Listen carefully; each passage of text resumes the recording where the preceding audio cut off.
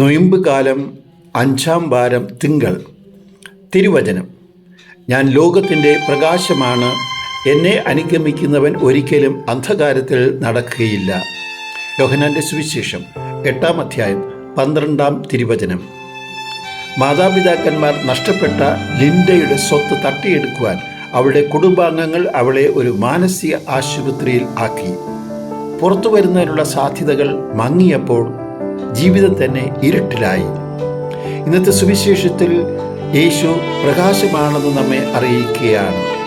യേശുവാകുന്ന പ്രകാശം നമ്മളിലേക്ക് കടന്നു വന്നാൽ നമ്മളിലെ ഇരുട്ട് യേശു പ്രകാശമാക്കി മാറ്റും.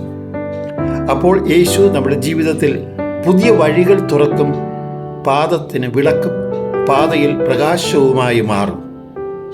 ആശുപത്രിയിലെ നോട്ടീസ് ബോർഡിൽ രോഗികളെ സഹായിക്കുവാൻ സന്നദ്ധ സേവകരെ ആവശ്യമുണ്ട് എന്നുള്ളൊരു അറിയിപ്പ് ലിൻഡ കണ്ടു. അത് അവൾക്ക് ഒരു വെളിച്ചമായി മാറി. ലിൻഡ രോഗികളെ ശുശ്രൂഷിക്കുവാൻ തുടങ്ങിയപ്പോൾ അവളുടെ ഉള്ളിൽ മറഞ്ഞിരുന്ന സ്നേഹം ഒരു പ്രവാഹമായി ഒഴുകി. ഇത്രമാത്രം ശുശ്രൂഷ ചെയ്യുവാനുള്ള സിദ്ധി തനിക്കുണ്ടെന്ന് ലിൻഡ പോലും അറിഞ്ഞിരുന്നില്ല.